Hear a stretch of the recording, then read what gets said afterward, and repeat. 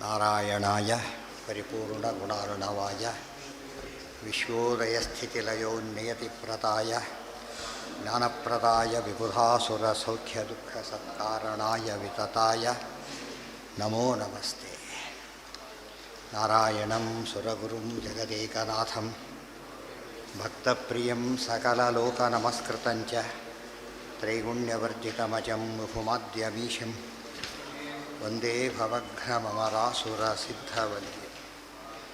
ನಾರಾಯಣಂ ನಮಸ್ಕೃತ್ಯ ನರಂಚೈವ ನರೋತ್ತಮಂ ದೇವೀಂ ಸರಸ್ವತೀಂ ವ್ಯಾಸಂ ತತೋ ಜಯಮುದೀರೈ.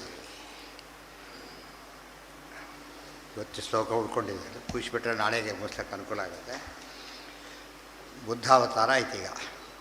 ನಾರಾಯಣ ಪ್ರಾಪ್ಯ ಸುರೇಂದ್ರವೃಂದಂ ವೃತ್ತಂಚ ತೇಷಾಮಖಿಲಂ ನಿಗದ್ಯ ಪೃಷ್ಟಶ್ಚ ತೈರಾಹ ನಿಜಂ ಹೃದಿಸ್ಥಂ ಬೌದ್ಧಾಗಮಾರ್ಥಂ ಶ್ರುತಿಬಂಧಮೋಚನಂ. ಇವರಿಗೆಲ್ಲ ಕೂಡ 150 ಈ ಪುಸ್ತಕದಲ್ಲಿ. ತೇ ಜ್ಞಾನಧರ್ಮ ಅಪಹಾಯ ಪಾಪಾ ವಿಮೋಹಿತ ದೇವವರೇಣ ಸರ್ವೇ ಜಗ್ಮುಸ್ತಮೋಂಧಂ ಕ್ಷಣಿಕಂ ಸಮಸ್ತಂ ಜ್ಞಾನಂಚ ಸಚ್ಚೇತಿ ದೃಢಂ ಸ್ಮರಂತಹ. ಈ ರೀತಿಯಲ್ಲಿ ಅವರೆಲ್ಲ ಧರ್ಮದ ಹಾದಿಯಲ್ಲಿ ಇದ್ದರು. ಅಸುರರು ಹಾಗಿರಕೂಡದು. ಅದಕ್ಕೋಸ್ಕರ ಅವರನ್ನು ದಾರಿ ತಪ್ಪಿಸೋಕ್ಕೋಸ್ಕರ ಬುದ್ಧ ರೂಪದಿಂದ ಪರಮಾತ್ಮ ಬುದ್ಧ ಮತವನ್ನು ಹೇಳಿದ. ಅದನ್ನೆಲ್ಲ ಅವರು ತಿಳ್ಕೊಂಡು ಏನು ಮಾಡಿದರು? ವಿಮೋಹಿತರಾದರು. ಅದರಿಂದಾಗಿ ಮುಂದೆ ಅಂಧಂತಮಃ ಜಗ್ಮುಹು.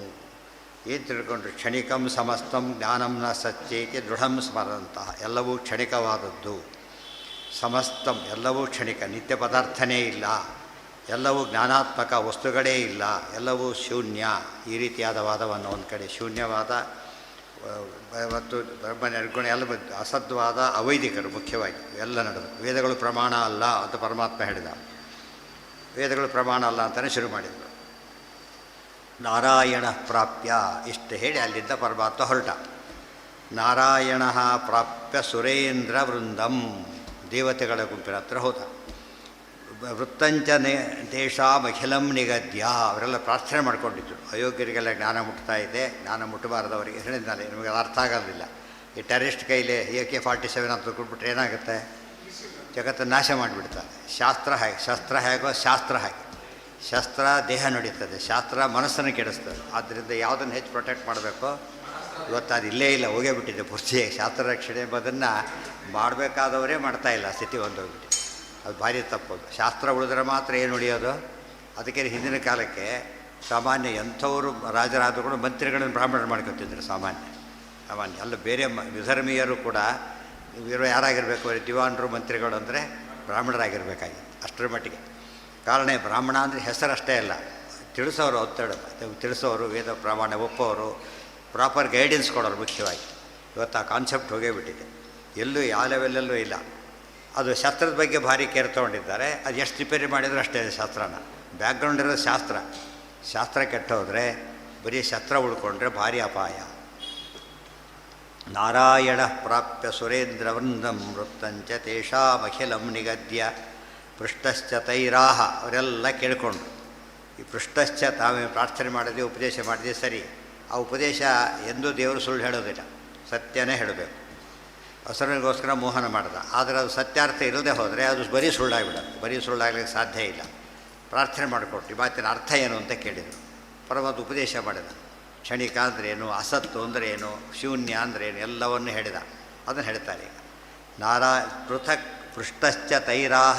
ಪೃಷ್ಟ ಕೇಳಿದಾಗ ತೈಹಿ ಅವರಿಂದ ಕೇಳಲ್ಪಟ್ಟವರಾಗಿ ನಿಜಂ ಹೃದಿಸ್ಥಂ, ತನ್ನ ಹೃತ್ವದ ಮನಸ್ಸು, ತನ್ನ ಮನಸ್ಸಲ್ಲಿ ಏನಿತ್ತು ಎಂಬುದನ್ನು ಹೇಳಬೇಕಾದ್ರೆ ಹೇಳಿದ್ದು ಹೊರಗೊಂದು, ಒಳಗಿರೋದೊಂದು. ಬೌದ್ಧಾಗಮಾರ್ಥಂ ಶ್ರುತಿಬಂಧ ಮೋಚನಂ. ನಿಜವಾಗಲೂ ಬೌದ್ಧ ಮತನ ಎಂಥದ್ದು ಒಳಗಿಂದು ಒಳ ಶ್ರೇಷ್ಠ. ಬೌದ್ಧಮತಕ್ಕೂ ಬೌದ್ಧ ಮತಕ್ಕೂ ವ್ಯತ್ಯಾಸವೇ ಇಲ್ಲ. ವ್ಯಾಸಮತ ಬೌದ್ಧ ಮತ ಎಲ್ಲ ಒಂದೇ. ಅಪರೆಂಟ್ ಮೀನಿಂಗ್ ಮಾತ್ರ ಬೇರೆ. ಅಪರೆಂಟ್ ಮೀನಿಂಗ್ ಬೇರೆ, ಒಳಗಿನ ಮೀನಿಂಗ್ ಎಲ್ಲ ಒಂದೇ. ಏನು ಅಂತ ಹೇಳ್ತಾರೆ.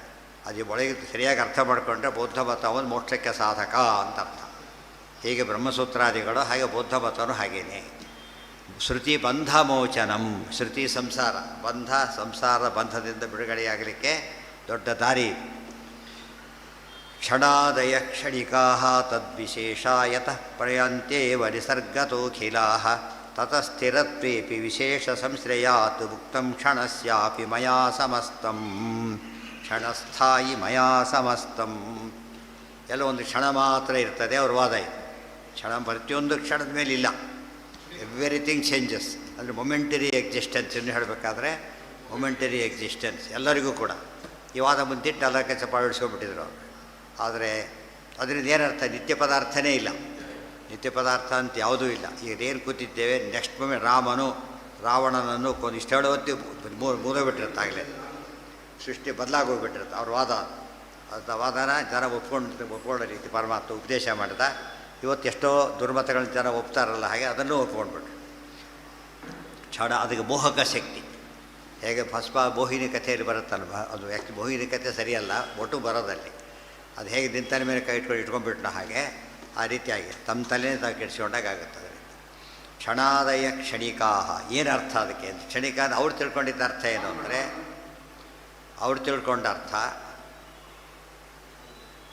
Momentary existence to every one ಅಂತ ಹೇಳಿದರು. ಅಲ್ಲ, ಒಳಗಿನ ಅರ್ಥ ಏನು ಅಂದರೆ ಕ್ಷಣಿಕಾ ತದ್ವಿಶೇಷ ಯತಃ ಪ್ರಯಾಂತೇವ ನಿಸರ್ಗತೋಖಿಲಾ ತತಸ್ಥಿರತ್ವೇಪಿ ವಿಶೇಷ ಸಂಶ್ರಯಾತ್.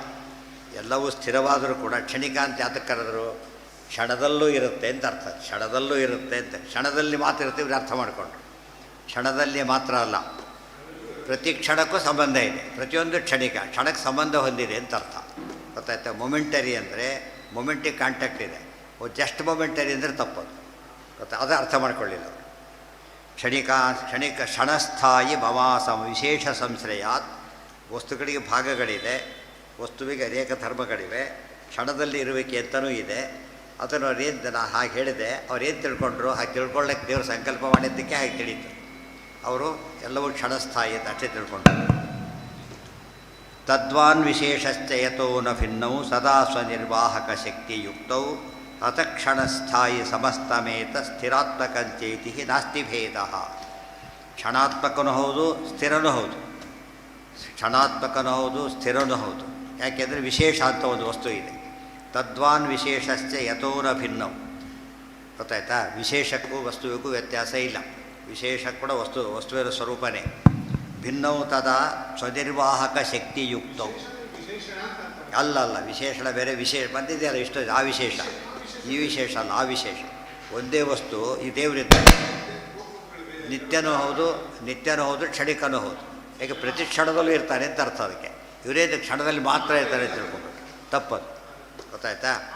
ಹಾಂ, ಆ ದೃಷ್ಟಿಯಲ್ಲಿ ಪ್ರತಿ ಕ್ಷಣದಲ್ಲೂ ಭಗವಂತ ಇರ್ತಾನೆ ಮತ್ತು ನಿತ್ಯದಲ್ಲೂ ಇರ್ತಾನೆ. ಕೆಲವು ಮಾತ್ರ ಏನೋ ಬರೀ ಕ್ಷಣಿಕ ಅಂತ ತಿನ್ನೋದು ಬೇರೆ. ಸೈಂಟಿಫಿಕಲಿ ಏನು ಹೇಳ್ತಾರೆ, very moment, millions of cells ಸಾಯ್ತವೆ, ಮಿಲಿಯನ್ಸ್ ಆಫ್ ಸುಡ್ತವೆ ಅಂತ ಹೇಳ್ತಾರೆ. ಅದೆಂಥದ್ದು? ಆ ಸೆಲ್ಸಿನ ಬಟ್ಟೆ ಕರೆಕ್ಟ್ ಅದು. ಎಲ್ಲದೂ ಹಾಗಲ್ಲ. ಅವ್ರು ಏನು ತಿಳ್ಕೊಂಡ್ಬಿಟ್ರು? ಎಲ್ಲದೂ ಹಾಗೆ. ಉದಾಹರಣೆಗೆ ಇಲ್ಲಿ ನಾವೇನೋ ಸುಕ್ತಿ ನೋಡಿದಾಗ ಅಂತ ತಿಳ್ಕೊಂಡ, ತಪ್ಪಾಯಿತು. ಆಮೇಲೆ ಏನು ಹೇಳಿದರು? ಕಂಡಿದ್ದೆಲ್ಲ ತಪ್ಪು ಅಂತ ಹೇಳಿಬಿಟ್ರು. ಆಮೇಲೆ ಅದು ತಪ್ಪು, ಹೌದು, ಕಂಡಿದ್ದೆಲ್ಲ ತಪ್ಪಲ್ಲ. ಅದೇ ರೀತಿಯೇ ಕ್ಷಣದಲ್ಲಿರೋ ವಸ್ತು ಇರೋದು ಹೌದು, ಅದು ಎಲ್ಲವೂ ಕ್ಷಣಿಕ ಅಲ್ಲ. ಈ ರೀತಿ ತಪ್ಪು ಅರ್ಥ ಮಾಡಿಕೊಂಡು, ಅರ್ಥ ಆಯ್ತಾ? ಅದನ್ನು ಆ ರೀತಿ ಮಾಡೋಂಗೆ ಮಾಡಿದ್ದು ಇದು ಸ್ವಾರಸ್ಯ. ಅದು ಸಾಮಾನ್ಯವಾಗಿ ಬೇರೆ ಯುಗದಲ್ಲಿ ಯಾರಿಗೂ ಹಾಗೆ ತಿಳ್ಕೊಳ್ಳೋಕೆ ಸಾಧ್ಯತೆ ಇರಲಿಲ್ಲ. ಇದು ಕಲಿಯುಗ, ಜೊತೆಗೆ ದ್ವರತ್ವರ ಸಂಕಲ್ಪ ಮುಖ್ಯವಾಗಿ. ಅದಕ್ಕೇನಾಯ್ತು? ಬಂಧಕೋ ಭವಪಾಶೇನ, ಬಂಧನ ಮಾಡ್ದ, ತಪ್ಪು ತಿಳ್ಕೊಳ್ಳೋ ಹಾಗೆ ಮಾಡ್ದ. ಕ್ಷಣಸ್ಥಾಯಿ ಮಯಾ ಸಮಸ್ತಂ, ಅದಕ್ಕೆ ನಾನು ಹಾಗೆ ಹೇಳಿದೆ. ಅತಃ ಕ್ಷಣಸ್ಥಾಯಿ ಸಮಸ್ತಮೇತತ್ ಸ್ಥಿರಾತ್ಮಕಂಚೇತಿ ನಾಸ್ತಿ ಭೇದ. ಒಂದಷ್ಟು ಕ್ಷಣದಲ್ಲೂ ಇದೆ, ಯಾವಾಗಲೂ ಇದೆ, ಈ ಅರ್ಥನೂ ಬರುತ್ತೆ. ಅದಕ್ಕೆ ಜರಾಸಂಧಗೆ ಏಕಶತ ಯೋಜನ ಅಂತ ಹೇಳಿದರು. ಅವನು 100 ಅಂತ ತಿಳ್ಕೊಂಡ. ಅದು ಏಕಂಚ ಶತಂಚನೂ ಆಗುತ್ತದೆ, ಇದೂ ಆಗುತ್ತೆ. ಎರಡರ್ಥ, ಒಂದರ್ಥ ತಿಳ್ಕೊಂಡು ಹೊಡೆದ ತನ್ನ ತಾಯಿಗೆ ಬೆಲೆ ಬಿತ್ತೋಗ್ಯದು. ಅರ್ಥ ಆಯ್ತಾ? ಎರಡರ್ಥ ಬರ್ಬೇಕಾದ್ರೆ ಏನು ಮಾಡ್ಬೇಕು ನಾವಾಗ? ಎರಡರ್ಥ ಬರ್ಬೇಕಾದ್ರೆ ಇದರಲ್ಲಿ ಯಾವುದೋ ಅಂತ ಕೇಳಿ ಕ್ಲಾರಿಫೈ ಮಾಡ್ಕೋಬೇಕಾದ್ರೆ ಮಾಡ್ಕೊಳ್ಳಿಲ್ಲ ಅವನು. ಯಾತಕ್ಕೆ? ನನಗೆ ಅಷ್ಟು ಗೊತ್ತಾಗೋದಿಲ್ವ ಅಂತೇಳಿ. ಗೊತ್ತಾಗಲಿಲ್ಲ ಅಂತ ಆಯ್ತಲ್ಲ, ಅದರಿಂದ ಆ ಸ್ಟೇಜಲ್ಲಿ ಅಹಂಕಾರ ಬಂತು. ನನಗೆ ಅಷ್ಟು ಗೊತ್ತಾಗೋದಿಲ್ಲ, ಇವ್ರಿಗೂ ಅಷ್ಟೇ ಅಷ್ಟು ಗೊತ್ತಾಗಲ್ಲ ನಮಗೆ ಅಂತ ತಿಳ್ಕೊಂಡ್ರು. ಗೊತ್ತಾಗಲಿಲ್ಲ ಅಂತ ಪ್ರೂವ್ ಮಾಡಿಕೊಂಡು. ತದ್ವಾನ್ ವಿಶೇಷಶ್ಚ ಅತಃ ಕ್ಷಣಸ್ಥಾಯಿ ಸಮಸ್ತಮೇತತ್ ಸ್ಥಿರಾತ್ಮಕಂಚ ಇತಿ ನಹಿ ಇತಿ ಹಿ ನಾಸ್ತಿ ಭೇದ. ಯಃ ಅಹಂ ಸದಾ ಏಕಃ ಪರಮಃ ಮಯಾ ಏತತ್ ಸದಾ ಅನನೀಯಂ ಹಿ ಯತಃ ಅಸ್ವತಂತ್ರಂ. ಯತಃ ಅಸ್ವತಂತ್ರಂ ಜ್ಞಾನಾತ್ಮಕಂ ವಿಶ್ವಮತೋ ಮಯೋಕ್ತಂ ಜಡಸ್ವರೂಪಂಚ ಕಿಮುಸ್ಮ ಚೇತನಂ ಜಹ ಅಹಂ ಸದಾ ಏಕಃ ಪರಮಃ ಮಯಾ ಏತತ್ ಸದಾ ಅನನೀಯಂ ಹಿ ಯತಃ ಅಸ್ವತಂತ್ರಂ ಜ್ಞಾನಾತ್ಮಕಂ ವಿಶ್ವಂ ಅತಃ ಮಯೋಕ್ತಂ ಜಡಸ್ವರೂಪಂಚ ಕಿಮು ಸ್ಮ ಚೇತನಂ. ಇನ್ನೊಂದು ಹೇಳಿದ ಏನಂತ, ಎಲ್ಲವೂ ಜ್ಞಾನಾತ್ಮಕ, ವಸ್ತುವಿಗೆ ಏನಿಲ್ಲ, ಮೆಟೀರಿಯಲ್ ಎಕ್ಸಿಸ್ಟೆನ್ಸ್ ಇಲ್ಲೇ ಇಲ್ಲ. ಒಂದು ಪುಸ್ತಕ ಇಲ್ಲ ನನ್ನ ತಲೆಯಲ್ಲಿದೆ ಅಷ್ಟೇ ಪುಸ್ತಕ, ಇಲ್ಲಿ ಪುಸ್ತಕ ಇಲ್ಲ. ಐಡಿಯಲಿಸಮ್ ಅಂತ ಹೆಸರು ಅದಕ್ಕೆ. ಮೆಟೀರಿಯಲಿಸಮ್ ಅಂದ್ರೇನು, ಎವ್ರಿಥಿಂಗ್ ಇಸ್ ಮ್ಯಾಟರ್, ಚೇತನ ಇಲ್ಲವೇ ಇಲ್ಲ ಅವ್ರ ವಾದ. ನಾವೆಲ್ಲ ಅವ್ರ ಪ್ರಕಾರ ಚೇತನ ಅಲ್ಲ, ಬರೀ ಸೈನ್ಸ್ ಪ್ರಕಾರ ಲೆಕ್ಕ ಹಾಕಿ ಮುಗಿಸ್ಬಿಡೋದು ಅಷ್ಟೇ, ಚೇತನ ಇಲ್ಲ. ಇವ್ರ ಪ್ರಕಾರ ಜಡ ಇಲ್ಲ, ವಸ್ತುವೇ ಇಲ್ಲ, ಬರೀ ಜ್ಞಾನ ಇರೋದು ಅಷ್ಟೇ.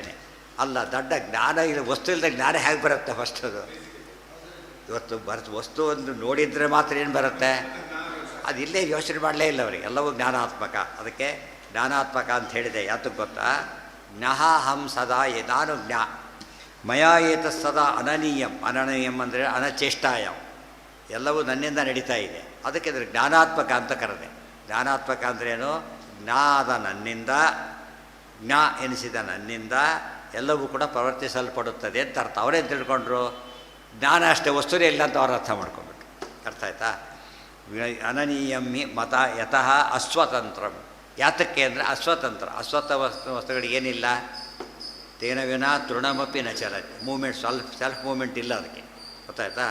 ಆ ದೃಷ್ಟಿಯಿಂದ ಅವರಂತೆ ಅದು ಅರ್ಥ ಸರಿಯಾಗಿ ಹೇಳಿದ್ದು. ಎಲ್ಲವೂ ಜ್ಞಾನಾತ್ಮಕ ಅಂತ ಹೇಳಿದರೆ, ಎಲ್ಲವೂ ಜ್ಞಾನಾತ್ಮಕ, ಎಲ್ಲವೂ ನನ್ನಿಂದನೇ ನಡೀತಾ ಇದೆ ಹೊರತು. ಆತ್ಮ ಅಂದರೆ ಸ್ವಾಮಿ, ಎಲ್ಲವೂ ಭಗವತ್ ಸ್ವಾಮಿಕ ಅಂತ ಅರ್ಥ. ಅವ್ರು ತಿಳ್ಕೊಂಡ್ರು ವಸ್ತು ಇಲ್ಲೇ ಇಲ್ಲ, ಬರೀ ಜ್ಞಾನ ಮಾತ್ರ ಇದೆ ಅಂತ ತಿಳ್ಕೊಂಡ್ರು. ನಾಸ್ತಿ ಭೇದ. ಆಮೇಲೆ ಜ್ಞಾನಾತ್ಮಕಂ ವಿಶ್ವಂ ಅಥೋಮಯೋಕ್ತಂ. ವಿಶ್ವಂ ಜ್ಞಾನಾತ್ಮಕಂ ಅಂದರೆ ಅರ್ಥ ಮಾಡ್ಕೊಂಡಿದ್ದು ಹೀಗೆ ಅವನು. ಗೊತ್ತಾಯ್ತಾ?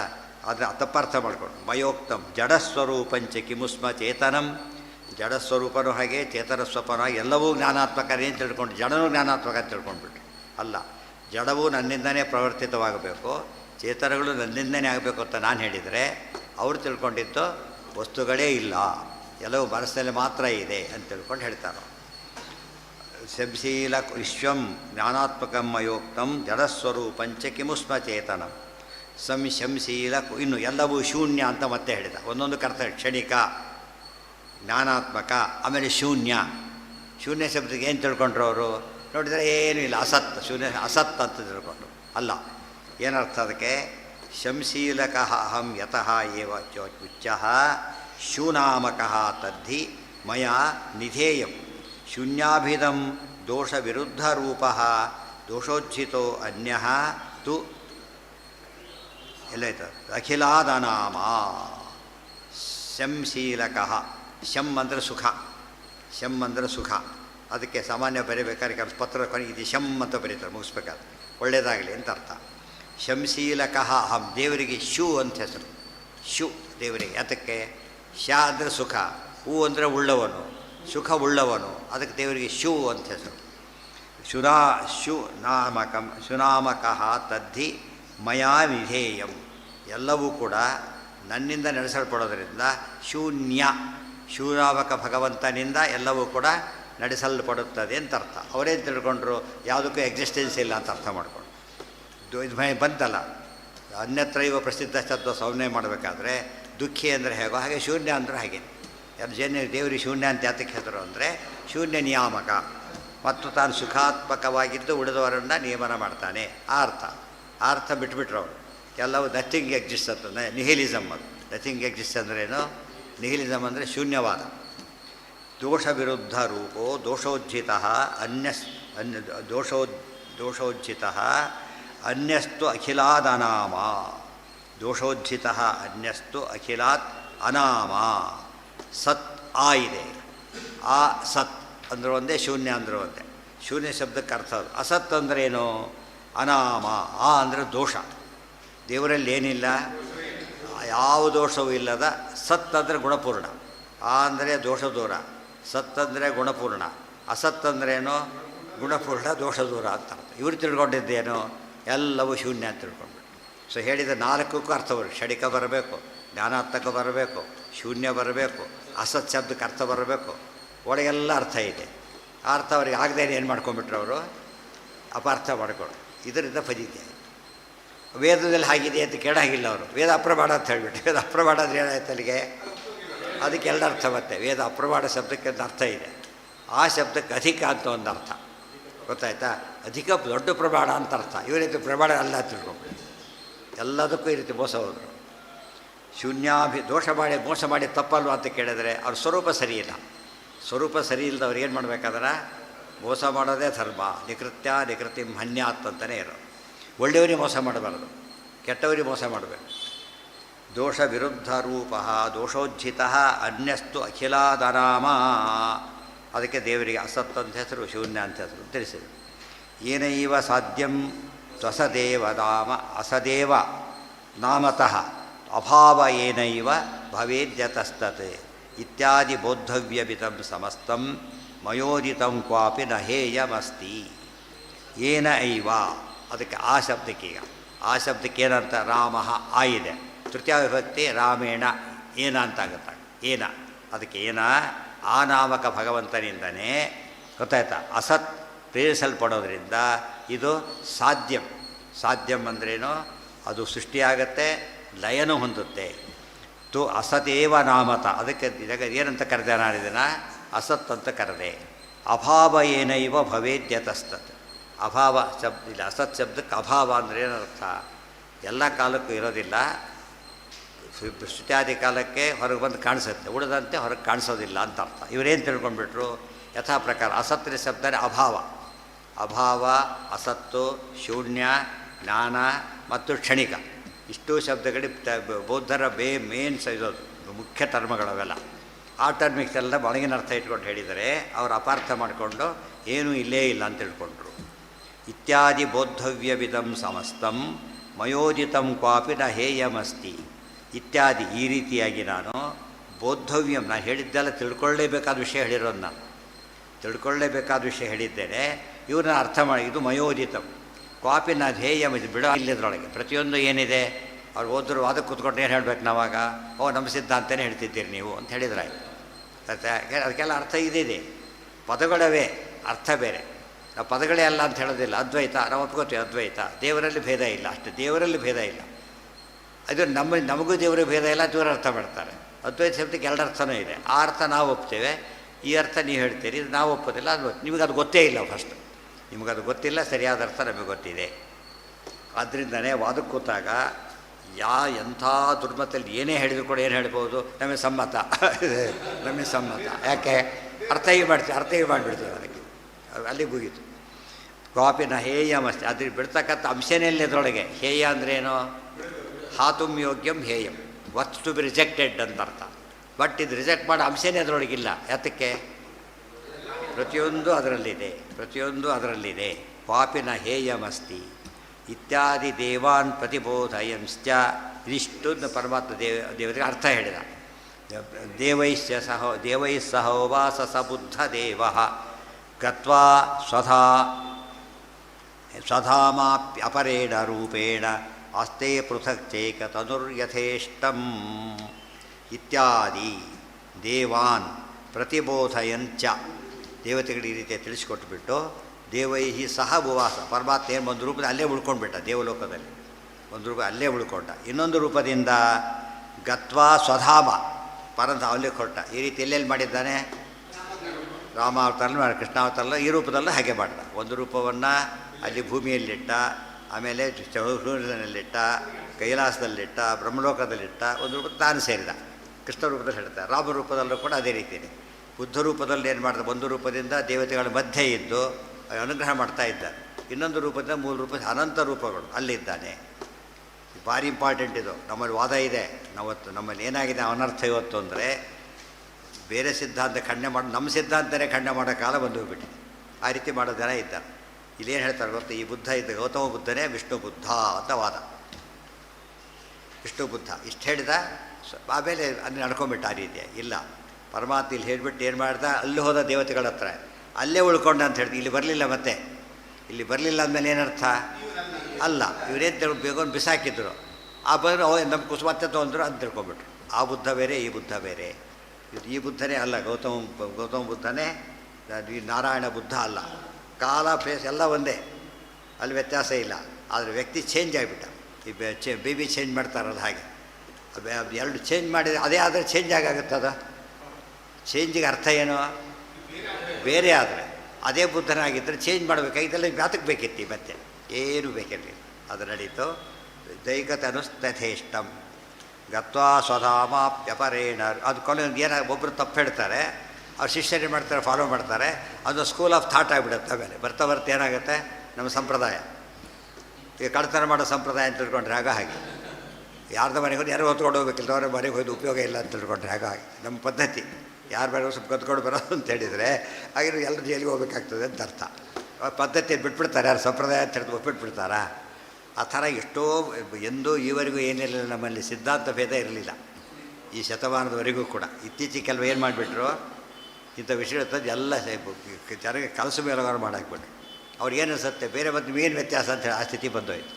ಗೊತ್ತಾಯ್ತು? ಇದೆಲ್ಲ ಎಂಥದ್ದಿದು, ಇವರೇ ಕ್ರಿಯೇಟ್ ಮಾಡ್ಕೊಂಡಿರೋದೇ ಹೊರತು ವಸ್ತುಸ್ಥಿತಿಯಲ್ಲಿ ಏನೂ ಇಲ್ಲ. ಹಾಗೆ ತಾನು ಭಾರಿ ಬುದ್ಧಿವಂತ ಅಂತ ತೋರಿಸ್ಕೊಳ್ಳೋಕೆ ಹೋದಾಗ ಭಾರಿ ದಡ್ಡ ಅಂಬೋದು ಇದರಿಂದ ಗೊತ್ತಾಗುತ್ತೆ. ಸ್ಪಷ್ಟ ಆಚಾರ್ಯರ ಮಾತಿದೆ, ಅಲ್ಲೇ ಉಳ್ಕೊಂಡ್ರು ಇನ್ನೊಂದು ರೂಪದಿಂದ ತಾನು ಮೂಲ ರೂಪಕ್ಕೆ ಸೇರಿದ. ಸ್ಪಷ್ಟ ಹೇಳಿದ ಮೇಲೆ ಇದೇ ಹೇಗಾಗಲಿಕ್ಕೆ ಸಾಧ್ಯ ಇದೆ? ಈಗ ಆಚಾರ ಮತ ಹೀಗೆ, ಆಚಾರ ಹಾಗೆ ಹೇಳಿಲ್ವಲ್ಲ, ಹೋಗ್ಲಿ ಅಪರೆಂಟಾಗಿ ಹೇಳಬೇಕು, ಅದು ಕೂಡ ಇಲ್ಲ.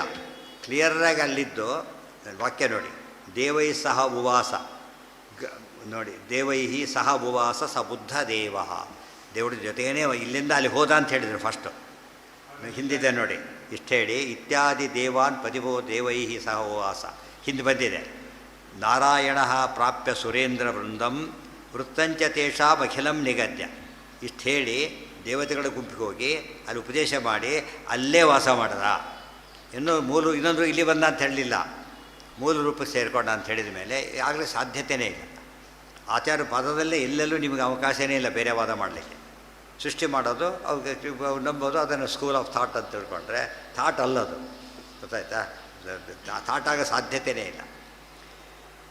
ತಸ್ತಸ್ತು ಬುದ್ಧೋಜಿತ ಪಕ್ಷ ಸಂಸ್ಥೋ ನಿಜೋಪಿ ಚಕ್ರೆ ಜಿನೋಪಿ ಚಕ್ರೆ ಮತಮನ್ಯ ದೇವಾ ಬೌದ್ಧೇನ ಜೈನೇನ ಮತೇನ ಚೈವ ದೈತ್ಯಾಂಶಕಾಃ ಪ್ರೀತಿ ಮಗುಃ ಸಮಸ್ತಾಃ.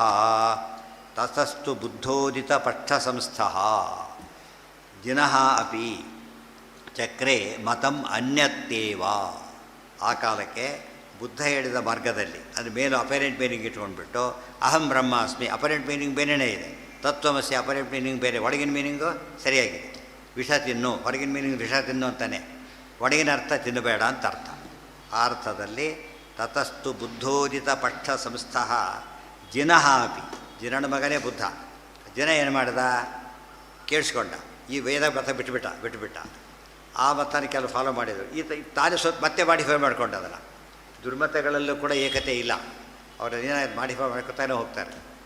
ಎಲ್ಲೆಲ್ಲಿ ಉತ್ತರ ಕೊಡ್ಲಿಕ್ಕೆ ಬರದೆ ಹೋದಾಗ ಏನು ಮಾಡ್ತಾರೆ ಅವರು? ಇನ್ನೊಂದು ಕ್ರಿಯೇಟ್ ಮಾಡ್ಕೊತಾರೆ. ಸೋಲ್ತೀವಿ ಅಂತ ಹೇಳೋದಿಲ್ಲ, ಸೋಲ್ಬೇಕು ನ್ಯಾಯವಾಗಿ, ಒಪ್ಕೊಳ್ಳೋದೇನೆ ಏನು ಮಾಡ್ತಾರೆ, ರಿಪೇರಿ ಮಾಡ್ಕೊಂಡು ಏನೋ ಒಂದು ತೇಪೆ ಹಾಕ್ತಾರೆ. ಅದೊಂದು ಸ್ಕೂಲ್ ಮತ್ತೆ ಡೆವಲಪ್ ಆಗ್ತಾ ಬರುತ್ತೆ. ಎಲ್ಲ ದುರ್ಮತಗಳಲ್ಲೂ ಏನಿದೆ ಅಂದರೆ ಡಿಫ್ರೆನ್ಸ್ ಆಫ್ ಒಪಿನಿಯನ್ ಇದೆ. ಹೇಳಿಲ್ಲ, ಪ್ಲೇಟೋ, ಸಾಕ್ರಟೀಸು, ಅರಿಸ್ಟಾಟಲ್ ಇದ್ದಾರಲ್ಲ, ಅವರೆಲ್ಲ ಗುರು ಶಿಷ್ಯರುಗಳು. ಆದ್ರೆ ಮೂರು ಮತನೂ ಬೇರೆ, ಸಾಕ್ಷಾತ್ ಗುರು ಶಿಷ್ಯರೇ ಅವರು, ಬೇರೆ ಇರಲ್ಲ. ಅವ್ರ ಮತ ವೆಸ್ಟರ್ನ್ ಫಿಲಾಸಫಿ ಓದಬೇಕಾದ್ರೆ ಅವ್ರ ಮತಗಳನ್ನ ಹೇಗೆ ಓದ್ಬೇಕು ನಾವು? Philosophy of Socrates, philosophy of Plato, philosophy of Aristotle ಓದಬೇಕೆ ಹೊರತು ಮೂರು ಅಲ್ಲ. ನಮ್ಮಲ್ಲಿ ಹಾಗಲ್ಲ. ಫಿಲಾಸಫಿ ಆಫ್ ಜಯತೀರ್ಥರು, ರಾಘವೇಂದ್ರ ತೀರ್ಥರು ಇಲ್ಲ. ಆಚಾರ್ಯ ಸಿದ್ಧಾಂತ ಎಲ್ಲರೂ ಹೇಳ್ತಾರೆ ಹೊರತು ಸಪ್ರೇಟ್ ಇಲ್ಲ. ಸಪ್ರೇಟ್ ಮಾಡ್ಕೊಂಬಿಟ್ರು. ಇದು ಭಾಳ ಅಷ್ಟೇ. ಯಾಕೆ ಗೊತ್ತಾ? ಆ ಯುಕ್ತಿಯಿಂದ ಬಂದ ಮತಗಳು. ಯುಕ್ತಿ ಹೇಗೆ ಮಾಡಿದ್ರೆ ಆ ದಾರಿ ತಪ್ತಾ ಹೋಗುತ್ತದು. ಅದು ಬೇಸಿಸ್ ಇದ್ದರೆ ಏನಾಗುತ್ತೆ? ಒಂದು ಯೂನಿಫಾರ್ಮಿಟಿ ಇರುತ್ತೆ. ಬೇಸಿಸ್ಸೇ ಇಲ್ಲ. ಆದ್ದರಿಂದ ಪ್ರಜ್ಞಾವಾದ ಅಂತ ಕೃಷ್ಣ ಹೇಳ್ತಾ, ಆ ಪ್ರಜ್ಞಾವಾದ ಬಂದಾಗ ಪ್ರಜ್ಞೆ ತಕ್ಕಂತೆ ವಾದ ಚೇಂಜ್ ಆಗ್ತದೆ ಅಷ್ಟೇ. ಅದನ್ನೇ ಆಚಾರ್ಯ ಹೇಳ್ತಾರೆ, ಪ್ರತಿಭಾಬಲ ತಮ್ಮ ಬುದ್ಧಿ ತೋರಿಸಿದಾಗ ಹೇಳಿದರೆ ಹೊರತು ವಸ್ತುಸ್ಥಿತಿ ಅವ್ರು ಹೇಳಲೇ ಇಲ್ಲ. ಇತ್ಯಾದಿ ದೇವಾನ್ ಪ್ರತಿಬೋಧಯಂಶ್ಚ ದೇವೈ ಸಹೋವಾಸ ಸಬುದ್ಧ ದೇವ ಗತ್ವಾ ಸ್ವಧಾಮಾಪ್ಯಪರೇಣ ರೂಪೇಣ ಆಸ್ತೆ ಪೃಥಕ್ ಚೈಕತನುರ್ಯಥೇಷ್ಟಂ. ತತಸ್ತು ಬುದ್ಧೋಜಿತ ಪಕ್ಷ ಸಂಸ್ಥೋ ಜಿನೋಪಿ ಚಕ್ರೆ ಮತಮನ್ಯದೇವ ಬೌದ್ಧೇನ ಜೈನೇನ ಮತೇನ ಚೈವ ದೈತ್ಯಾಂಶಕಾ ಪ್ರೀತಿ ಮಗು ಸಮಸ್ತಾ ಅವರೆಲ್ಲರಿಗೂ ಇಷ್ಟು ದಿವಸ ಏನು ಮಾಡಿದ್ರು ಅವರು ಕೃಷ್ಣನ ಮತವನ್ನು ಅನುಸರಣ ಮಾಡ್ಕೊಂಬಂದಿದ್ದರು. ಈಗ ಮತ ಬೇರೆ ಕೇಳಿತ್ತು, ಭಾರಿ ಫಾಲೋ ಮಾಡ್ತಿದ್ದಾರೆ ಅದನ್ನು. ಈಗ ಟೋಟಲಿ ಚೇಂಜ್ ಆಗಿಬಿಟ್ರು. ಈ ಚೇಂಜ್ ಆದಾಗ ಅವ್ರಿಗೆ ಏನಾದ್ರು ದುಃಖ ಆಯ್ತಾ ಅಂತ ಕೇಳಿದರೆ ಪ್ರೀತಿ ಮಧ್ಯೆ ಎಂಜಾಯ್ಡ್ ಇಟ್ಟದ್ದು ಈ ಮತ ಎಂಜಾಯ್ ಮಾಡಿದರು. ಮೊದಲನೇ ಮತ ಅವ್ರು ಅನುಸರಣೆ ಮಾಡಿದರೂ ಕೂಡ ಒಳಗೆ ತೃಪ್ತಿ ಇರಲಿಲ್ಲ. ಯಾಕೆ? ಸ್ವರೂಪದಲ್ಲಿ ಇಲ್ಲ. ಅದು ಒಬ್ಬ ಎಲ್ಲೋ ಸಿಕ್ಕಾಪಟ್ಟಿದ್ದನ್ನು ಮಠದಲ್ಲಿ ಊಟ ಮಾಡ್ತಿದ್ರು, ಎಲ್ಲೋ ತಿನ್ನೋನು ಆಗೇನು ಮಾಡ್ತಾನೆ, ಹೊಟ್ಟೆ ತುಂಬ ಪೂರ್ತಿದಿರುವ ಎಲ್ಲ ತಿಂತಾನೆ, ಬಟ್ ಎಂಜಾಯ್ ಮಾಡೋದಿಲ್ಲ. ಎಲ್ಲಿ ಎಂಜಾಯ್ ಅಲ್ಲೋ ಇದು ನಮ್ಮ ಫುಡ್ ಅಂತ ಎಂಜಾಯ್ ಮಾಡ್ತಾನೆ. ಅರ್ಥ ಆಯ್ತಾ? ಆ ಥರ ಅದೇ ತಿಂದು ಮಾತ್ರಕ್ಕೆ ವ್ರತ ಮಾಡೋರೆಲ್ಲ ವ್ರತದ ಕಾಲಕ್ಕೆ ಮಠಕ್ಕೆ ಹೋಗ್ಬಿಟ್ಟು ವ್ರತ ಮಾಡಿದರೆ ಅದು ವ್ರತ ಅಂತ ಕರೆಯೋದಿಲ್ಲ. ಯಾವಾಗ ಕರೀತಾರೆ ಅದನ್ನು? ವ್ರತನೇ ಮಾಡ್ತೀನಿ ಅಂಥೇಳಿ ವ್ರತದ ಅಡುಗೆಲ್ಲ ಊಟನೇ ಮಾಡೋದಿಲ್ಲ. ಆ ಸ್ಥಿತಿ ಬಂದು ವ್ರತ. ಅದು ಎಲ್ಲ ತಿನ್ನೋದು ವ್ರತ ಅಂತ ಕರೀತಾರೆ. ಅದಕ್ಕೆ ಎಲ್ಲ ತಿಂದ್ರೆ ಅಂತ ಕರೆಯೋದಿಲ್ಲ. ಹಾಗೆಲ್ಲ ಆ ಅರ್ಥದಲ್ಲಿ ಇವರು ಮಾಡಿದ್ದೆಲ್ಲ ಈಗ ಎಂಜಾಯ್ ಮಾಡಿದರು. ಪ್ರೀತಿ ಮಗುಹು ಸಮಸ್ತಾಹ ಪ್ರಶಾಂತ. ಇದಕ್ಕೆ ದೇವರು ಏನು ಹೇಳಿದ್ನಲ್ಲ ಒಳಗಿನ ಅರ್ಥನ, ಆ ಮತಕ್ಕೆ ಏನಂತ ಹೆಸರು ಅಂದರೆ ಪ್ರಶಾಂತ ವಿದ್ಯೇತ್ಯಭಿಧಂ ತಥಾ ಅನ್ಯತ್ ಬುದ್ಧೋಕ್ತ ಶಾಸ್ತ್ರಂ ತ್ರಿದಶಾ ಅವಾಪ್ಯ ತೋಷಂ ಯಯುರ್ವೇದ ಸಮಸ್ತ ಸಾರಂ ಯಾಮಾಶ್ರಿತಾನಾಂ ಅಚಿರೇಣ ಮುಕ್ತಿ. ಆ ಮತಕ್ಕೆ ಪ್ರಶಾಂತ ವಿದ್ಯಾ ಅಂತ ಹೆಸರು ಅಂತ ಹೇಳ್ತಾರೆ. ದೇವತೆಗಳು ಏನು ಉಪದೇಶ ಮಾಡಿದ ಪರ ಇದು ಬ್ರಹ್ಮದೇವರು ಹೇಳಿದರು. ಮೂರು ಅರ್ಥ ಮಾಡಿಕೊಂಡ್ರು 3 ಜನ. ಆಮೇಲೆ ವಿರೋಚನ ಇವರು ಹೇಳಿದರು, ಅವರು 2 ಅರ್ಥ ಮಾಡಿಕೊಂಡ್ರು. ಇಲ್ಲೂ ಕೂಡ 2 ಅರ್ಥ ಮಾಡಿಕೊಂಡ್ರು. ಇದು ಯಾತಕ್ಕೆ ಹೇಳಿದೆ ಅಂದರೆ ಇದು ಹೊಸ ವಿಷಯ ಅಲ್ಲ, ಬಂದಾಗಿದೆ ಈಗಾಗಲೇ ಪ್ರೆಸಿಡೆನ್ಸ್ ಇದೆ. ತಪ್ಪರ್ಥ ಮಾಡ್ಕೊಳ್ಳೋದು, ತಪ್ಪರ್ಥ ಮಾಡ್ಕೊಳ್ಳೋದು ಕಂಡಿದೆಯಾ ಇವರು ತಿಳ್ಕೊಂಡ್ರು ಅಷ್ಟೇ. ಆ ದೃಷ್ಟಿಯಿಂದ ಇದು ಒಂದೇ ಅಲ್ಲ, ಏನೋ ಮಾಡ್ತೀರಿ ಅಂತ ಹೇಳಾಗಿಲ್ಲ. ಉಪನಿಷತ್ತು ಹೇಳಿಯಾಗಿದೆ ಈಗಾಗಲೇ. ದೇವತೆಗಳು ಮನುಷ್ಯರು 3 ಜನ ಹೋದರು, ಅಂತ ಅಷ್ಟೇ ಹೇಳಿದರು ಬ್ರಹ್ಮದೇವರು. ಎಲ್ಲರಿಗೂ ಕಾಮನ್ ಸಂದೇಶ. ತಮಗೆ ತಲೆ ತೋತೆ ಅರ್ಥ ಮಾಡ್ಕೊಂಡು ಹೊರಟೋಗ್ಬಿಟ್ರು. ಅರ್ಥ ಆಯ್ತಾ ಇಲ್ಲ? ಆ ಅರ್ಥದಲ್ಲಿ ಇದು ಅಲ್ಲಿ 2 ಅರ್ಥ ಇರೋದು ಎಲ್ಲ ಕಾಲಕ್ಕೂ ವೇದಗಳಲ್ಲೇ ಒಪ್ಪಿಗೆ ಬಂದು ಹೋಗ್ಬಿಟ್ಟಿದೆ. ಅದು ಆ ರೀತಿ ನಡೆಯಿತು. ಒಪ್ಪೋದಿಲ್ಲ, ಅದಕ್ಕೆ ಹೇಳ್ತಾರೆ ಇಬ್ಬರು ವೇದ ಒಪ್ಪದೇ ಇದ್ದವರು. ಅದರಲ್ಲಿ ಮಾಡಿಫೈ ಮಾಡ್ಕೊಂಡ್ಬಿಟ್ಟು ಅದು ಆತ್ಮವಾದ ನಿರಾತ್ಮ ಅಯ್ಯೋ ಹೊಸ ದೇವ್ರನ್ನ ಒಪ್ಪೋದಲ್ಲೇ ವೇದ ಒಪ್ಪೋದಲ್ಲೇ ಕಾಮನ್, ಉಳಿದಲ್ಲೇ ಕೆಲವು ಆರ್ಡರ್ ಮಾಡ್ಕೊಂಡ್ರೆ. ಹಾಗೆ ತೋಯಂ ಯಯು ಮುಂದೆ ಎಷ್ಟಾಯಿತು ಪ್ರಶಾಂತ ವಿದ್ಯೇತಿ ಅಭಿಧಂ ತಥಾ. ಪ್ರಶಾಂತ ವಿದ್ಯಾ ಅಂತ ಹೆಸರು. ಅನ್ಯತ್ ಬುದ್ಧೋಕ್ತ ಶಾಸ್ತ್ರಂ ತ್ರಿದಶಾ ಅವಾಪ್ಯ. ಇದು ಬುದ್ಧೋಕ್ತ ಶಾಸ್ತ್ರ ಅಂಬೋದು ಬೇರೆ, ಅವ್ರು ತಿಳ್ಕೊಂಡಿದ್ದು ಬೇರೆ, ಇವ್ರು ಹೇಳಿದ್ದು ಬೇರೆ. ಇದೆಲ್ಲ ಯಾರು ತಿಳ್ಕೊಂಡ್ರು? ತ್ರಿದಶಾಹ ದೇವತೆಗಳೆಲ್ಲ ಅದನ್ನು ಸ್ವೀಕಾರ ಮಾಡಿದರು, ಫಾಲೋ ಮಾಡಿದರು. ತೋಷಂ ಅವ್ರಿಗೂ ಭಾರಿ ಖುಷಿ ಆಯ್ತು. ಈಗ ಮೇಲಿನ ಅರ್ಥದಿಂದ ಅವ್ರಿಗೆ ಖುಷಿ ಆಯಿತು, ಒಳಗಿನ ಅರ್ಥ ಇವರಿಗೂ ಖುಷಿ ಕೊಡ್ತು. ಅರ್ಥ ಆಯ್ತಾ? ಇವತ್ತು ಹಾಗೇನೆ ಒಂದೇ ವೇದ ವಾಕ್ಯನೇ ತತ್ವಮಸಿ ಅಹಂ ಬ್ರಹ್ಮಾಸ್ಮಿ ಎಲ್ಲ ಕೂಡ ಇಬ್ಬರಿಗೂ ಕಾಮನ್. ಯಾರಿಗೆ? ದ್ವೈತಿಗಳಿಗಂತೂ 2 ಕಾಮನ್, ಅರ್ಥ ಮಾತ್ರ ಏನದು ಬೇರೆ. ಅದೇ ರೀತಿ ಬುದ್ಧ ಮತ ಹಾಗೆ ಕಾಮನ್ನೇನೆ. ಒಳ್ಳೆಯವರಿಗೂ ಅದೇ, ಹೇಗೆ ಅದ್ವೈತ ಎಲ್ಲರಿಗೂ ಕಾಮನ್ನು ಬೇಸಿಕ್ ಟೆಕ್ಸ್ಟು, ಅಲ್ಲೂ ಕೂಡ ಹಾಗೇನೆ ಕಾಮನ್. ವರ್ಡ್ಸ್ ಕಾಮನ್, ಟೆಕ್ಸ್ಟ್ ಅಲ್ಲ. ವೇದ ಬಿಟ್ಬಿಟ್ರು ಅವರು, ವರ್ಡ್ಸ್ ಕಾಮನ್, ಅರ್ಥ ಮಾತ್ರ ಬೇರೆ. ತಿಳ್ಕೊಂಡಾಗ ಯಾವ ಅಲ್ಲಿ ಹಾಗೆ ಲೆಟ್ರ್ ಸೇಮ್ ಲೆಟ್ರ್ ಹೇಳಿದ್ದವರು ದ 3 ಜನಕ್ಕೂ ಅರ್ಥನೇ ಬೇರೆ ಮಾಡ್ಕೊಂಡ್ಬಿಟ್ರು. ಅದು ಮುಂದೆ ಈ ಡೂಪ್ಲಿಕೇಟ್ ಬೌದ್ಧ ಮತದಲ್ಲಿ 4 ಆಯಿತು. ಮೇನ್ 2, ಒಂದು ಒಳ್ಳೆಯದು ಕೆಟ್ಟದು. ಕೆಟ್ಟದಲ್ಲಿ ಡಿವೈಡೆಡ್ ಶುರುವಾಯಿತು. ಆಮೇಲೆ ಅನ್ಯೇ ಮನುಷ್ಯ ಅಪಿ ಭಾರತಾದ್ಯಂ ತತ್ಸಂಪ್ರದಾಯಂ ಪರಿಗೃಹ್ಯ ವಿಷ್ಣುಂ ಯಜಂತ ಆಪುಃ ಪರಮಾಂ ಗತಿಂ ತತ್ ನ ಸೇಹಿರೇ ಕ್ರೋಧ ವಶಾದಿ ದೈತ್ಯಾಹ. ತೋಷಂ ಯಾರು? ದೇವತೆಗಳು. ವೇದ ಸಮಸ್ತ ಸಾರಂ ಏನು ಗೊತ್ತಾ? ಎಲ್ಲ ವೇದಗಳ ಸಾರ ಅದು. ಏನದು? ಶೂನ್ಯ, ಅಸತ್ತು, ಜ್ಞಾನಾತ್ಮಕ, ಕ್ಷಣಿಕ ಎಲ್ಲ ಪದಗಳು ಏನವೆಲ್ಲ ವೇದ ಸಾರ. ಅವೆಲ್ಲ ಕೂಡ ವೇದ ಸಾರವಾದ ಮಾತನ್ನು ಅವರು ಅರ್ಥ ಮಾಡಿಕೊಂಡ್ರೆ ವೇದ ವಿರುದ್ಧ, ವೇದ ಒಪ್ಪಲೇ ಇಲ್ಲ ಅದರಿಂದಾಗೇ ವೇದ ವಿರುದ್ಧ ಮಾತನ್ನು ಅರ್ಥ ಮಾಡಿಕೊಂಡ್ರು. ಅನ್ಯೇ ಮನುಷ್ಯ ಅಪಿ ಭಾರತಾದ್ಯಂ ತತ್ಸಂಪ್ರದಾಯಂ ಪರಿಗೃಹ್ಯ ವಿಷ್ಣುಂ. ಉಳಿದ ಮನುಷ್ಯರಿದ್ದಾರೆ. ಬುದ್ಧ ಮತ ಎಲ್ಲರೂ ಒಪ್ಪಲಿಲ್ಲ. ಈ ಮಧ್ಯೆ ಹೊರಗಿನ ಅರ್ಥನ ಒಪ್ಪದೇ ಇದ್ದು ಒಳಗೆ ಸರಿಯಾದ ಅರ್ಥದ ಬಗ್ಗೆ ಯೋಚನೆ ಮಾಡ್ತಾಯಿದ್ದು. ಇದಕ್ಕೇನು ಅವ್ರಿಗೆ ಅರ್ಥ ಆಗಲಿಲ್ಲ ವಿಷಯ, ಬಿಟ್ಟೇ ಬಿಟ್ರೆ ಮತ್ತೆ ಬುದ್ಧ ಮತ ಸರಿಯಲ್ಲದ ಬಿಟ್ಟೇ ಬಿಟ್ಟರು. ಕರೆಕ್ಟ್ ಅದು ಏನು ಅವರು ಅರ್ಥ ಮಾಡ್ಕೊಂಡಿದ್ರು ಸರಿಯಲ್ಲ ಅಂಥೇಳಿ ಅವರು ಫಾಲೋ ಮಾಡಿದ್ದೇನು? ಭಾರತಾದ್ಯಂ, ಭಾರತಾದಿಗಳಿವೆ, ನಮಗೆ ಚೆನ್ನಾಗಿ ಅರ್ಥ ಆಗ್ತಾ ಇದೆ, ಅದ್ರ ಪ್ರಕಾರ ದೇವರಿದ್ದಾನೆ ತಿಳ್ಕೊಂಡು ಸರಿಯಾದ ಮತಲ್ಲೇ ಕಂಟಿನ್ಯೂ ಆಗಿಬಿಟ್ರು. ಅಂದರೆ ಬೌದ್ಧ ಮತದಿಂದ ಎಲ್ಲರೂ ಚೇಂಜ್ ಆಗಲಿಲ್ಲ. ಎಲ್ಲರೂ ಚೇಂಜ್ ಮಾಡೋ ಉದ್ದೇಶ ದೇವರಿಗೆ ಇರಲಿಲ್ಲ. ಯಾರನ್ನು ಚೇಂಜ್ ಮಾಡೋ ಉದ್ದೇಶ ಇತ್ತು? ಯಾರು ಅಯೋಗ್ಯರಾಗಿ ಈ ಸನ್ಮತವನ್ನು ಹಿಡಿದಿದ್ರು ಅವ್ರು ಬಿಡಬೇಕು ಅಂತಿತ್ತು, ಅವರು ಬಿಟ್ಟರು ಅಷ್ಟೇ ಹೊರತು ಉಳಿದವರು ಒಳ್ಳೆ ರೀತಿ ಮುಂದುವರಿತಾ ಇದ್ದಾರೆ. ಹಾಗೇನೆ ಭಾರತಾದ್ಯ ಇಲ್ಲದವ್ರು ಏನಾಗ್ತಿತ್ತು, ಆ ಎಲ್ಲರೂ ಸಜ್ಜನೇ ಇರಲಿಲ್ಲ ಅಂತ ಆಗೋದು. ಸಜ್ಜನರು ಇದ್ದ ಮೇಲೆ ಅವರಿಗೂ ಒಂದು ವಿಷಯ ಕೊಡಬೇಕಲ್ಲ, ಅವ್ರಿಗೆ ಒಳ್ಳೆ ಮತನೇ ಉಳ್ಕೊಂಡು. ಇವತ್ತು ಕೂಡ ಅಷ್ಟೇ, ಇಷ್ಟೆಲ್ಲ ಆದರೂ ಕೂಡ ಸಜ್ಜನರಿಗೊಂದು ಬೇರೆ ಮತ ವ್ಯವಸ್ಥೆ ಇದೆಯಲ್ಲ ಆ ಥರ. ಸತ್ಸಂಪ್ರದಾಯಂ ಪರಿಗೃಹ್ಯ ವಿಷ್ಣುಂ ಯಜಂತ ಆಪುಹು ಪರಮಾಂ ಗತಿಂ ತತ್. ಪರಮಗತಿಗೆ ಹೊರಟರು ದೇವತೆಗಳೆಲ್ಲ, ಏನು ಸಂಶಯನೇ ಬರಲಿಲ್ಲ ಅವರಿಗೆ. ತನ್ನ ಸೇಹಿರೇ ಕ್ರೋಧ ವಶಾದಿ ದೈತ್ಯಾಹ. ಎರಡು ಗುಂಪಾಯ್ತು ಈಗ, ದೇವತೆಗಳು ಎಲ್ಲರೂ ಕೂಡ ಸರಿಯಾದ ಮತಕ್ಕೆ ಬಂದರು. ಮನುಷ್ಯರಲ್ಲಿ ಎರಡು ಭಾಗ ಆಯಿತು, ದುರ್ಮತ ಅನ್ಸರ್ ಒಂದು, ಸನ್ಮತ ಕಂಟಿನ್ಯೂ ಮಾಡಿಕೊಂಡವರು ಒಂದು. ಇವರಿಗೇನಾಯ್ತು ಈಗ, ಕ್ರೋಧವಶವಾದರಾದ ದೈತ್ಯರಿಗೆ ಸಹನೆ ಆಗಲಿಲ್ಲ. ಏನು ಸಹನೆ ಆಗಲಿಲ್ಲ, ಇವ್ರು ಯಾಕೆ ಬೇರೆ ಆದರು, ಇವರೆಲ್ಲ ಕೂಡ ಬೇರೆ ಅರ್ಥ ಫಾಲೋ ಮಾಡ್ತಾರಲ್ಲ, ಇವರು ಏನಾಗಬೇಕು, ಇವರು ಕೂಡ ನಮ್ಮ ಮತನೇ ಅನುಷ್ಠಾನ ಮಾಡಬೇಕು, ಅಂದರೆ ತಪ್ಪತೆ ಅನುಷ್ಠಾನ ಮಾಡಬೇಕು. ಅದೊಂದು ತುಂಬ ಜನ ಒಳ್ಳೆ ಕೆಟ್ಟವ್ರು ಒಳ್ಳೇದು ಸೇರ್ಕೊಂಡ್ಬಿಟ್ರೆ ಏನು ಮಾಡ್ತಾರೆ ಗೊತ್ತೋ ಅವರು, ಇವನ್ನೇನಾದರೂ ಚೇಂಜ್ ಮಾಡಬೇಕು. ಇವನ್ನ ಒಂದು ಕಥೆ ಬರುತ್ತದು ಹೇಳ್ಬೇಕಾದ್ರೆ, ಕುರುಡು ಪಾಪ ಕಂಡಿರೋನು ಕುರುಡು ರಾಜ್ಯಕ್ಕೆ ಹೋಗಿಬಿಡ್ತಾನೆ, ದಾರಿ ತಪ್ಪಿ ಹೋಗಿಬಿಡ್ತಾನೆ ಅವನು. ಅವ್ರು ಯಾರಿಗೂ ಒಬ್ರಿಗೂ ಕಣ್ಣಿಲ್ಲ, ಅಲ್ಲಿ ಹುಟ್ಟುತ್ತಾನೆ ಕಣ್ಣಿಲ್ಲ ಹುಡ್ತಿದ್ರಂತವ್ರು. ಅಂಥ ಕತೆ ನಂಬ್ತಾರೆ ಇವರು. ಪುರಾಣ ಕತೆ ನಂಬೋದಿಲ್ಲ, ಸುಳ್ಳು ಕತೆ ಅಂತ ಹೇಳ್ತಾರೆ. ಆ ಕತೆ ನಂಬೋದು ಭಾರಿ ಪಾಪ್ಯುಲರ್ ಅಲ್ಲ, ಇಂಗ್ಲೀಷ್ ಒಳ್ಳೆ ಸ್ಟೋರಿ ಅದು. ಅವನಿಗೇನು ಮಾಡ್ತಾರೆ, ಉಳಿದೆಲ್ಲ ಇವನು ಭಾರಿ ಲೈಕ್ ಆಗುತ್ತೆ ಅವ್ರಿಗೆ. ಏನೋ ಅನ್ಯೂಷಲ್ ಇದ್ದಾನೆ ಯಾತಕ್ಕೆ ಅಂತೇಳಿ ಟೆಸ್ಟ್ ಮಾಡ್ತಾರೆ ಕುಳ್ರೆ. ಓಹ್, ಇಂಥಲ್ಲಿ ಏನೋ ಎರಡು ಎಕ್ಸ್ಟ್ರಾ ಇದೆ ಅವನಿಗೆ, ಇಲ್ಲದೆಲ್ಲ ಸರಿ ಇದೆ, ಏನೋ ಎಕ್ಸ್ಟ್ರಾ ಇದೆ, ಅದಕ್ಕೆ ಪ್ರಾಬ್ಲಮ್ ಬಂದಿದೆ. ಆದ್ದರಿಂದ ಒಂದು ಕೆಲಸ ಮಾಡೋಣ, ಅವನು ತೆಗೆದು ಬಿಡೋಣ ಅಂದರೆ ಏನರ್ಥ, ಕಣ್ಣು ಕಡಿಯೋಣ ಅಂತ ಅರ್ಥ. ಅವ್ರಿಗೆ ಕಣ್ಣು ಅಂತ ಗೊತ್ತಿದೆ, ಏನೋ ಇದೆ, ಅವ್ರಿಗೆ ಕಣ್ಣೇ ಗೊತ್ತೇ ಇಲ್ವಲ್ಲ, ತೆಗೆದು ಬಿಡೋಣ. ಆಮೇಲೆ ತಮ್ಮ ಮಗಳನ್ನ ಕೊಟ್ಟು ಮದುವೆ ಮಾಡಿಬಿಡೋದು, ಅಲ್ಲೇ ಇಟ್ಕೊಂಡ್ಬಿಡೋದು ಅಂತ ಯೋಚನೆ ಮಾಡಿ. ಇವ್ರಿಗೆ ಗೊತ್ತಾಗುತ್ತೆ, ರಾತ್ರಿ ಎಸ್ಕೇಪ ಓಡಿ ಬಂದುಬಿಡ್ತಾರೆ, ಕಣ್ಣೆತ್ತಿದ್ದಕ್ಕೆ ಎಸ್ಕೇಪ್ ಆಗ್ತಾರೆ. ಅದು ಒಳ್ಳೆ ಕಥೆ ಅದು. ಹೇಗೆ ಮೂರ್ಖತರ ಹೇಗಿರ್ತದೆ, ಬ್ಲೈಂಡ್ ಫಾಲೋಯಿಂಗ್ ದಿ ಬ್ಲೈಂಡ್ ಅಂತೀವಲ್ಲ ಹಾಗೆ. ಬ್ಲೈಂಡ್ ಸರಿಯಾಗಿರೋನು ಒಪ್ಪಲ್ಲವರು, ಸರಿಯಾಗಿರೋನೇ ಬ್ಲೈಂಡ್ಗಳ ಮಂದಿ ಭಾರಿ ಮೂರ್ಖನಾಗ ಕಂಡ್ರೆ. ಸರಿಯಾದ ಆಚಾರ ಸಿದ್ಧಾಂತ ಸರಿಯಾಗಿ ಕೇಳಿದವರಿಗೆ ಕನ್ವಿನ್ಸ್ ಆಗುತ್ತೆ. ಉಳಿದವರಿಗೆ ಏನೋ ಹಾಡು ಹೇಳ್ತಾರೆ, ದೇವರಂತೆ ದಿಂಡ್ರಂತೆ ಸುಖವಾಗಿ ಎಲ್ಲ ಇರೋದು ಬಿಟ್ಟು ಏನು ಗ್ರಾಚಾರ ಅಂತ ತಿಳ್ಕೊಂಡ್ಬಿಡ್ತಾರೆ ಅಷ್ಟೇ. ಅದಕ್ಕೆ ಯಾಮಾಶ್ರಿತಾನ್ ನಶೇರೇ ಕ್ರೋಧವಶಾದಿ ದೈತ್ಯ. ದೈತ್ಯರಿಗೆ ಕ್ರೋಧವಶರು ಅಂತ ಹೆಸರು ಅವರಿಗೆ, ಕ್ಲಾಸ್ ಅದು ಗೊತ್ತಿದೆ. ಈ ಮೊದಲನೇ ಅಧ್ಯಾಯದಲ್ಲಿ ಬಂತು ಸೋದ ವಿಜಯದೊಳಗೆ. ಅವ್ರ ಪ್ರಧಾನ ಯಾರವರಲ್ಲಿ, ಮಣಿಮಂತ ಪ್ರಧಾನ. ಶೈವಂ ತಪಸ್ತೆ ವಿಪುಲಂ ವಿಧಾಯ ಜಗದ್ವಿಮೋಹೋರ್ಜಿತ ಶಕ್ತಿಮಸ್ಮಾತ್ ಪ್ರಾಪ್ಯ ಪ್ರಜಾತ ಭುವಿ ಮೋಹನಂಚ ಚಕ್ರುಃ ಕುತರ್ಕೈರಭಿಧಾಂ ವದಂತಹ. ಶೈವಂ ತಪಃ ತೇ ವಿಪುಲಂ ವಿಧಾಯ. ಶೈವಂ ತಪ, ಶಿವನನ್ನು ಕುರಿತು ದೊಡ್ಡ ತಪಸ್ಸನ್ನು ಮಾಡಿದರು. ಅವರಿಂದ ಶಕ್ತಿ ಪಡ್ಕೊಂಡು ವಾಗ್ಮೀ ಬಹುಷು ಪರಿತೋಷಿತೇಶ, ಈ ಮಾತಿಲ್ಲಿರೋದು ಮಧ್ವದಲ್ಲಿ ಬರುತ್ತಲ್ಲ, ಇದಕ್ಕೆ ಬೇಸದು. ಇದನ್ನು ಬೇಸ್ ಮಾಡ್ಕೊಂಡು ಅಲ್ಲಿ ಬರೆದಿರೋದು.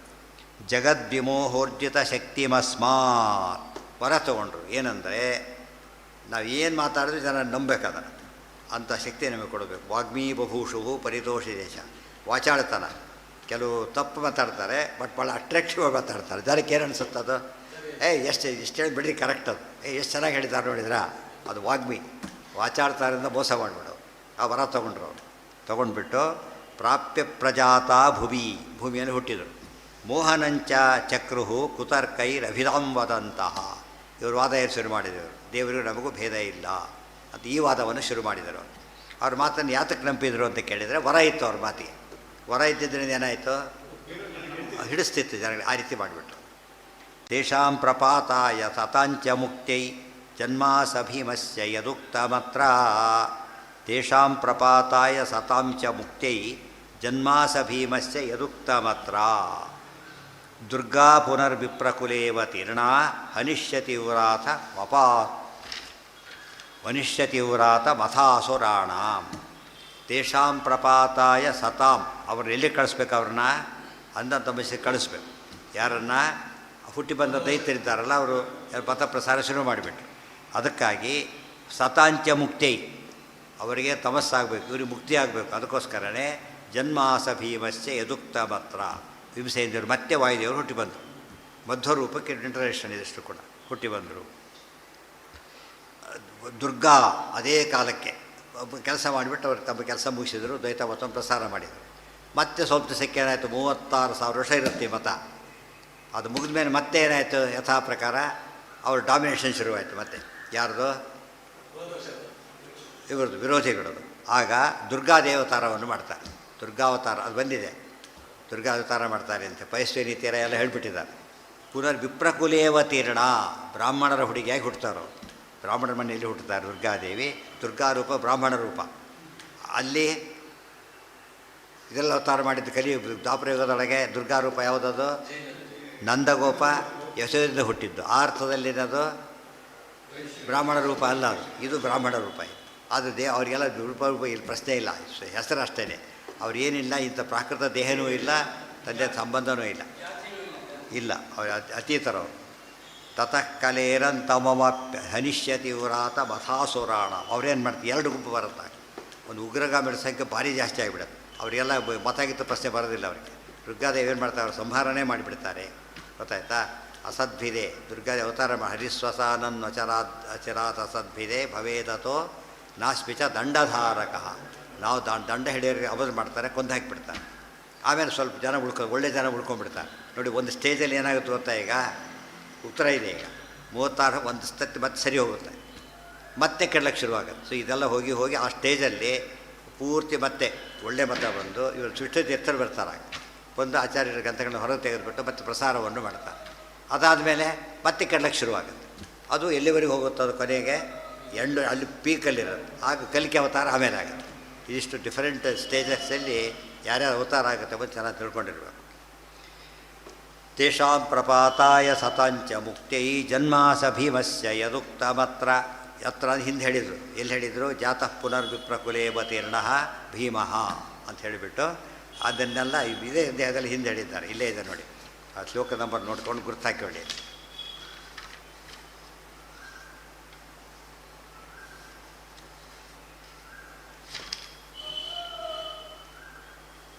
ನೂರ 28ನೇ ಶ್ಲೋಕ ಈ ಪುಸ್ತಕದಲ್ಲಿ. ಚತುಸ್ಸಹಸ್ರೇ ತ್ರಿಶತೋತ್ತರೇ ಗತೆ ಸಂವತ್ಸರಾಣಂತು ಕಲೌ ಪೃಥಿವ್ಯಾಂ ಜಾತಃ ಪುನರ್ವಿಪ್ರತನು ಸ್ವಭೀಮಃ ದೈತ್ಯೈರ್ನಿಗೂಢಂ ಹರಿತತ್ವಮಾಹ. ಆ ಶ್ಲೋಕ ಕನೆಕ್ಷನ್ ಇದೆ. ಮಧ್ವಾವತಾರ ಆಯಿತು ಅಂತ ಅಷ್ಟೇ ಹೇಳಿದ್ರಲ್ಲಿ, ಯಾವಾಗ ಆಯಿತು ಅಂತ ಈಗ ಹೇಳಿದ್ರು, ಕರೆಕ್ಟ್ ಟೈಮನ್ನು ಸ್ಪೆಸಿಫಿಕ್ಕಾಗಿ ಹೇಳಿದ್ರು. ಯುಗ ದುರ್ಗಾ ಪುನಃ ವಿಪ್ರಕುಲೇವತೀರ್ಣ. ಪುನಃ ಅಂತ ಹೇಳಿದ್ರಿಂದ ಅಲ್ಲಿ ಅವತಾರ ಆಗಿತ್ತಲ್ಲ ದ್ವಾಪರದಲ್ಲಿ, ಅದಕ್ಕೆ ಪುನಃ ಅಂತ ಮತ್ತೆ ಹೇಳಿದರು. ಅವತೀರ್ಣ ಹನಿಷ್ಯತಿ. ನೋಡಿ, ದೇವರ ಅವತಾರ ಇಲ್ಲ, ದುರ್ಗಾವತಾರ ಇದೆ. ತ್ರಿಯುಗ ಅಂತ ಯಾರಿಗೆ ಹೆಸರು? ದೇವರಿಗೆ. ಮಹಾಲಕ್ಷ್ಮಿಗೆ ಹೆಸರಿಲ್ಲ, ಇದ್ರೆ ಅವರು ಅವತಾರ ಮಾಡ್ತಿರಲಿಲ್ಲ, ಅವರು ಅವತಾರ ಮಾಡಿದರು. ಹನಿಷ್ಯತಿ ಉರಾತ ವಥಾಸುರಾಣ ತತಃ ಕಲೇರಂತಮವಾಪ್ಯ ಧರ್ಮ ಜ್ಞಾನಾದಿ ಕಲ್ಯಾಣ ಗುಣಪ್ರಹೀಣೆ ಲೋಕೆ. ಈಗ ಮೊದಲೇನಂತಾರೆ, ಈಗ ದುರ್ಗಾವತಾರ ಸುಳ್ಳು ಅಂದ್ಬಿಡ್ತಾರೆ. ಆದಮೇಲೆ ಏನಂತಾರೆ ನೋಡಿದ್ರ, ಆಯಿತು ಅಂತ ಹಿಂದೆ ಹೇಳಿದ್ದು ಯಾರೋ ಪ್ರಕ್ಷೇಪ ಮಾಡಿರ್ಬೇಕಷ್ಟೇ, ಮೊದಲು ಹೇಳಿಲ್ಲ ಅವರು. ಈಗ ನಾವೇ ಹೇಳ್ತಿರೋದು ಸರಿ ಅಂತ. ವಿಮಾನ ಒಪ್ತಿರಲಿಲ್ಲ, ಪುಸ್ತಕಗಾರ ಹೇಳಿದ್ರೆ ಏನು ಮಾಡಿದರು. ಈಗ ಸದ್ಯಕ್ಕೆ ನಮಗೆ ಸಮಸ್ಯೆ ಇಲ್ಲ. ಈಗ ನೋಡಯ್ಯ, ನೀವು ಪುರಾಣ ವಿಮಾನದ ಕಾನ್ಸೆಪ್ಟ್ ಮೊದಲೇ ಇತ್ತು, ವಿಮಾನವೂ ಇತ್ತು ಅಂತ ನಾವು ಹೇಳಿದಾಗ ಈಗ ಒಪ್ಪಬೇಕಾಗುತ್ತೆ, ಬೇರೆ ದಾರಿ ಇಲ್ಲ. ಯಾಕೆಂದರೆ ಮುಂದೆ ಬರೋರಿಗೆ ಏನಂತಾರೆ ಗೊತ್ತಾ, ಇವೆಲ್ಲ ಆಮೇಲೆ ಸೇರಿಸಿದ್ರು ಭಾಗವತದಲ್ಲಿ, ಮೊದಲು ಇರಲೇ ಇಲ್ಲ ಅಂತ ಶುರು ಮಾಡ್ತಾರೆ. ಈಗ ಅಣ್ಣಾಗಿಲ್ಲ, ಯಾಕೆ? ಇದು 100 ವರ್ಷ ಹಿಂದಿನ ಭಾಗವತ ರಬಿ ಸಿಗುತ್ತೆ, ಆದ್ದರಿಂದ ಸಮಸ್ಯೆ ಇಲ್ಲ. ಈ ಮುಂದೆ ಏನಾಗುತ್ತೆ, 1000 ವರ್ಷ ಆದರೆ ಗೊತ್ತಾಗೋದಿಲ್ಲ ಗೊತ್ತಾ. ಈಗೆಲ್ಲ ಸೇರಿಸಿದ್ದಾರೆ ಗೊತ್ತಾ, ಮೊದಲಿರಲಿಲ್ಲ ಅದು. ಈ ಡೇಟ್ ಪ್ರಿಂಟೆಡ್ ಬುಕ್ಸ್ದವ್ರು ಇವೆಲ್ಲ ಇರೋದಿಲ್ಲ, ತಾಳೆಗರಿ ಯಾವುದು ಇರೋದಿಲ್ಲ. ಆದ್ದರಿಂದ ಪ್ರಿಂಟೆಡ್ ಬುಕ್ಸ್ ಯಾವುದೋ ತೋರಿಸ್ಬಿಡ್ತಾರೆ, ತಾವೇ ಪ್ರಿಂಟ್ ಕೂಡ ಬಳಸ್ತಾರೆ ಬೇಕಾದ್ರೆ. ಆದರೆ ಇಲ್ಲ ನೋಡಿದ್ರೆ ಸುಳ್ಳೋದು. ಈಗ ನಾವು ಮಾಡಿದ್ದು ಗ್ರೇಟ್, ಈ ವಾದ ಶುರು ಮಾಡ್ತಾರೆ. ತತಃ ಕಲೇರಂತಮವಾಪ್ಯ. ಕಲಿಯುಗದ ಕೊನೆಯವರೆಗೂ ಹಾಗೆ ನಡೆಯುತ್ತೆ. ಧರ್ಮಜ್ಞಾನಾದಿ ಕಲ್ಯಾಣ ಗುಣಪ್ರಹೀಣೆ. ಸರಿ, ಈ ಹಿಂಟ್ ಇಲ್ಲಿ ಕೊಡಲಿಲ್ಲ, ಮತ್ತು ವಿಷ್ಣು ಬರೋ ವಿಷಯ ಹೇಳಿಲ್ಲ. ಅದನ್ನೇನು ಮಾಡಿದ್ದಾರೆ, ಹಾಗೆ ಇಟ್ಟರು. ಅವ್ರು ಶಿಷ್ಯರು ಬರ್ತಾರೆ, ಶಿಶಿಕೇಶ ತೀರ್ಥರು ಬರೆದೆಲ್ಲ ಆಗುತ್ತೆ ಅಂತೇಳಿ. ಗುಣಪ್ರಹೀಣೆ ಲೋಕೇ ವಿರಿಂಚ ತ್ರಿಪುರಘ್ನಶಕ್ರ ಪೂರ್ವಾ ಪಯೋಬ್ಧಿಂ ತಜಶಾಃ ಪ್ರಜಗ್ಮುಹು. ಅಷ್ಟೊತ್ತಿ ಕಲಿಯುಗ ಪೀಕಲ್ಲಿ ಹೋಗಿಬಿಟ್ಟು ಇನ್ನು ಭೂಲೋಕದಲ್ಲದು ಸಾಧ್ಯ ಇಲ್ಲ ರಿಪೇರಿ. ಈಗೇನು ನಮ್ಗೆ ಹೋಪ್ಸ್ ಇದೆ, ನೆಕ್ಸ್ಟ್ ಎಲೆಕ್ಷನ್ಗೆ ಯಾರು ಚೇಂಜ್ ಆಗುತ್ತೆ ಅಂತ ಎಲ್ಲರಿಗೂ ಎಕ್ಸ್ಪೆಕ್ಟ್ ಮಾಡ್ತಿರ್ತಾರೆ. ಅವೇನಿರೋದಿಲ್ಲ ಆಗ. ಎಲ್ಲ ಏನಾಗ ಅವ್ರು ಹೇಳಿದ್ದೇ ಆಟ, ಮಾಡಿದ್ದೇ ಇದು. ಭೂಲೋಕದ ಎಲ್ಲ ಔಟ್ ಆಫ್ ಕಂಟ್ರೋಲ್ ಆಗೋಗ್ಬಿಡುತ್ತೆ.